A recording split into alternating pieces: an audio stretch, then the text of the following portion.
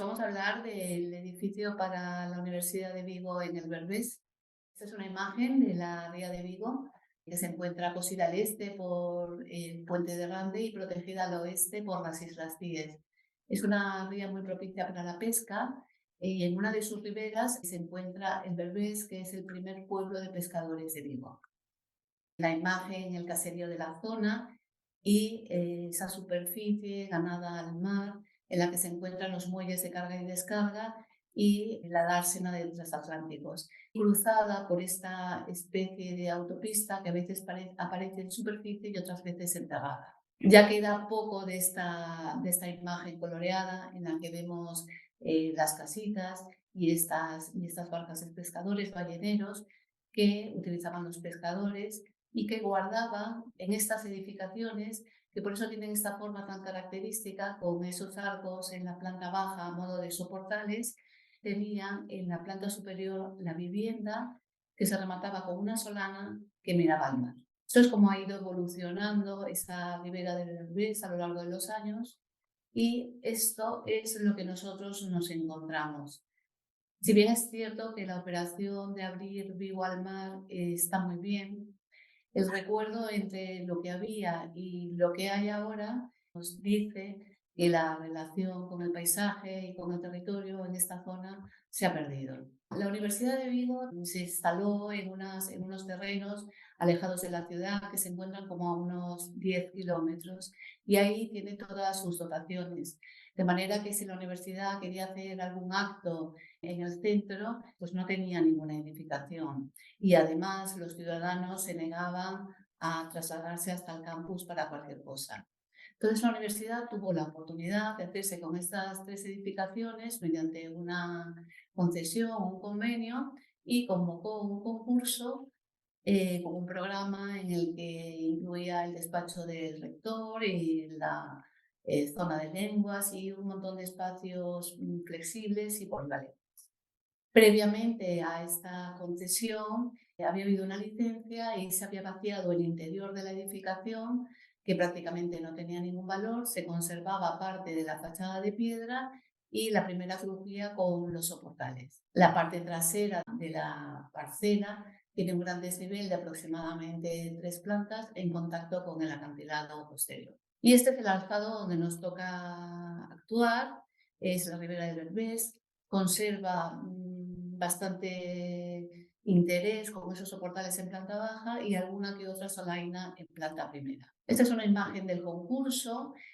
Nosotros planteamos conservar las estructuras pétreas existentes e insertamos una caja de madera en recuerdo de esas barcas de los pescadores, mantenemos las 3 crujías de las viviendas preexistentes y mantenemos la estructura de cubiertas inclinadas. Resolvemos la fachada manteniendo lo existente y lo nuevo lo resolvemos como una especie de celosía, galería de madera, que por una parte se unifica las 3 edificaciones, aunque cada una con sus matices, y por otra parte, o eso pretendemos, le da ese carácter institucional que necesitaba el edificio.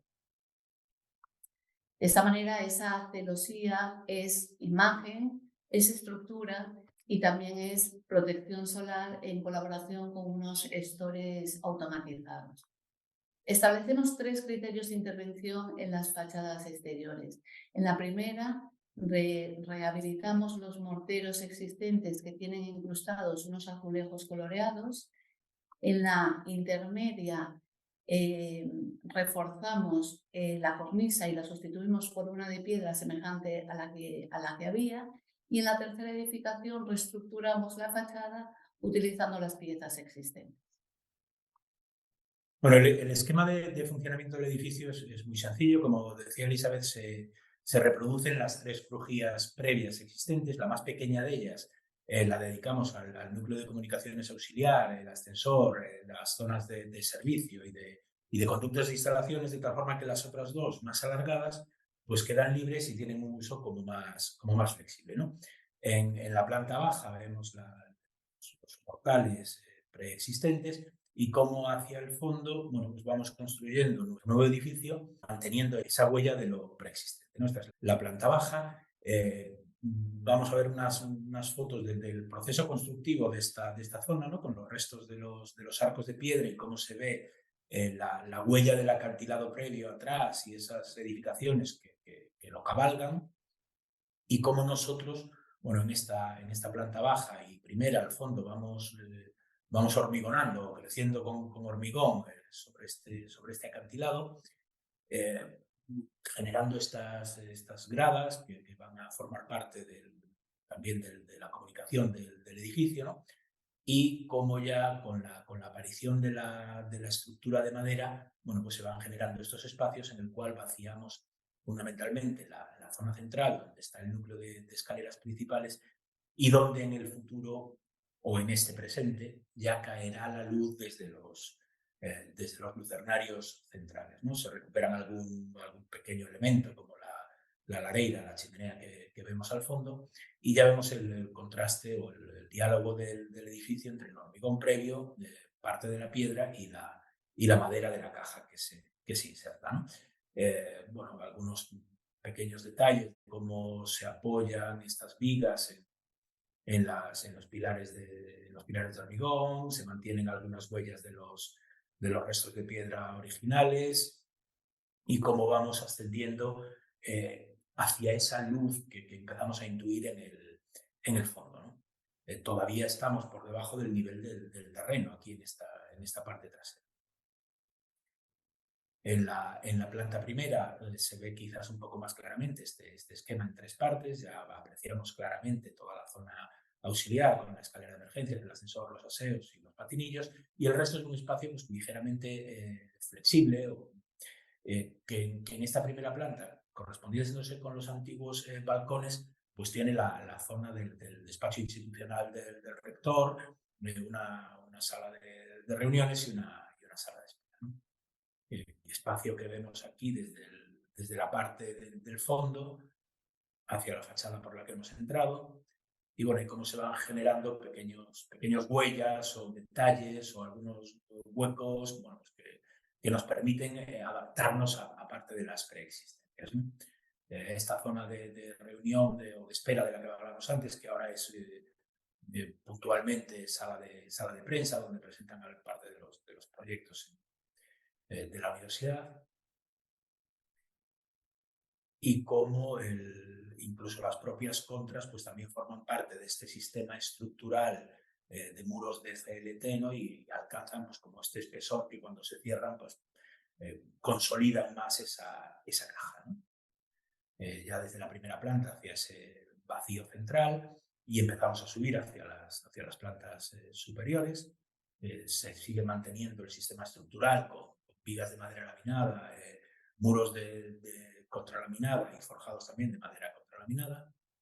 Estos cruces, ¿no? Que entre unas zonas y otras alrededor de ese vacío central, con las lámparas ornamentales de Arturo Álvarez que descuelgan desde arriba, casi más decorativas casi que realmente técnicas, y el ascenso que se va produciendo hacia la zona superior.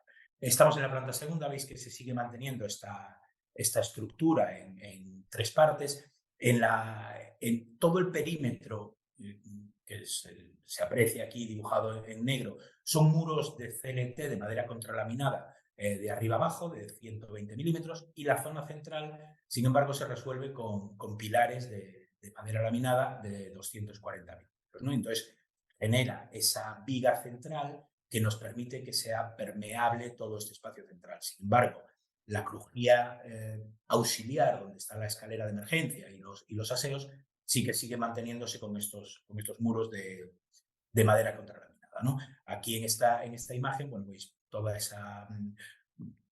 todos esos elementos, como se ven en el interior, cómo se deja toda esta madera vista. Incluso la propia escalera también se resuelve con las zancas que hacen de barandilla de madera contralaminada, lo cual nos permite salvar esa luz de prácticamente 7 metros a 8 entre un punto y otro, y 9 metros en el total de esa crujía central, ¿no?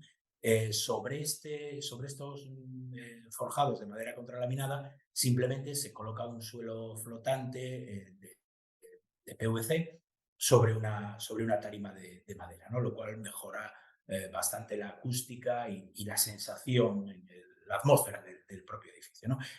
Recuerdo que teníamos una altura particularmente baja entre forjados de 3,15, ¿no? Eso hace que necesitemos un cuidado exquisito, si me permitís, para ubicar las instalaciones y sobre todo los conductos de renovación de aire que ligeramente se aprecian ahí al fondo, son esos dos conductos de chapa, y que nosotros en esta zona central puntualmente pasamos en este forjado que se remata también con un enlistonado de madera pintada de blanco, ¿no?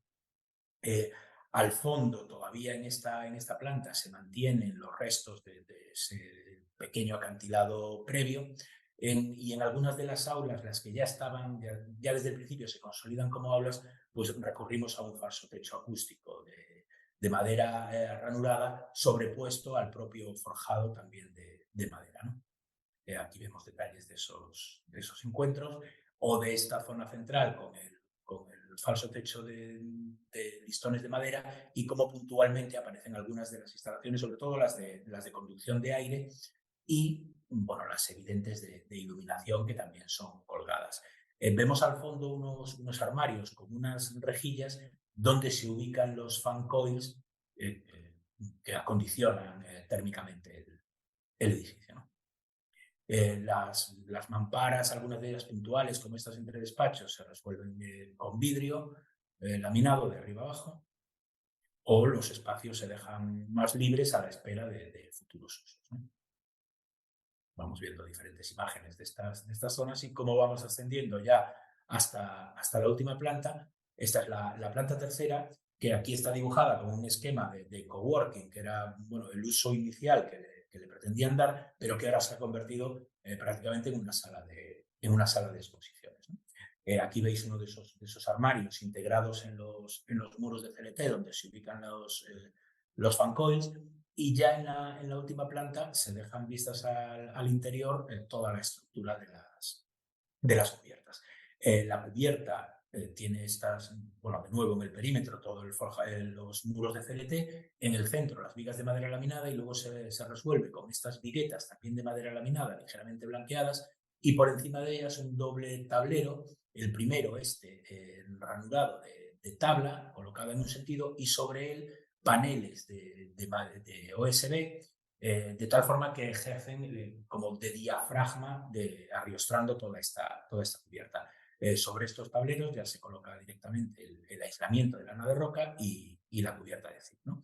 Y vemos cómo se genera este espacio completamente abierto, con las dos crujías más amplias, y a la derecha la crujía auxiliar, donde veis la puerta del ascensor, algunas de las rejillas de estos elementos, o el acceso a una pequeña sala de reuniones, ¿no?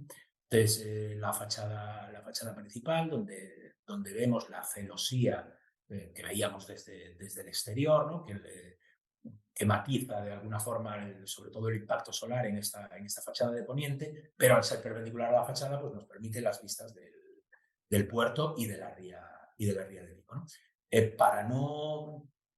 Para no tener que arriba, aquí veis unos cables, unos tensores en la parte superior, es el único punto, es la única cubierta en la que los hemos utilizado, y en la otra, para que no apareciesen y no se generasen esta sensación como de cielo raso continuo, lo que hemos hecho es que por la parte exterior hay unos pequeños contrafuertes también de CLT, que nos permiten absorber esos esfuerzos de la cubierta, ¿no? De tal forma que en este espacio queda completamente liberado.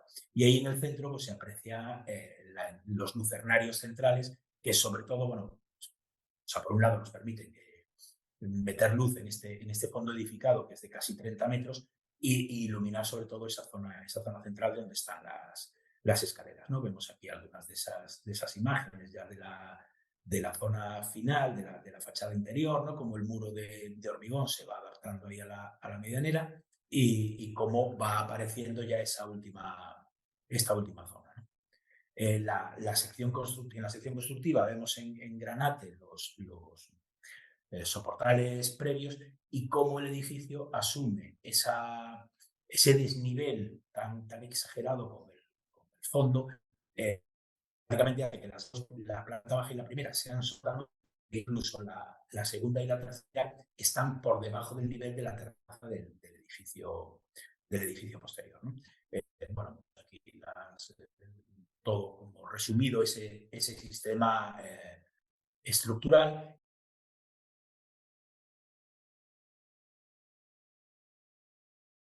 Y cómo el edificio, casi como si fuese un barco, pues se aproxima al final y se va encontrando con ese muro trasero y casi adquiere una escala casi más como de viviendita que de edificio institucional, ¿no? Para adaptarse pues, al caserío trasero.